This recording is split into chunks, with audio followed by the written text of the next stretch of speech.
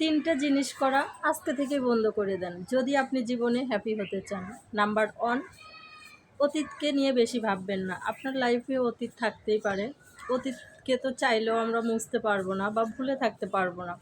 তো অতীত নিয়ে বেশি মাথা ঘামাবেন না। অতীতকে যেহেতু আমরা ভুলতে পারবো না, তো অতীতকে আমরা পিছনে রাখাই ভালো। অতীত মনে করে কষ্ট পাওয়া যাবে না, এমনকি অতীত মনে করে কাঁদাও যাবে না।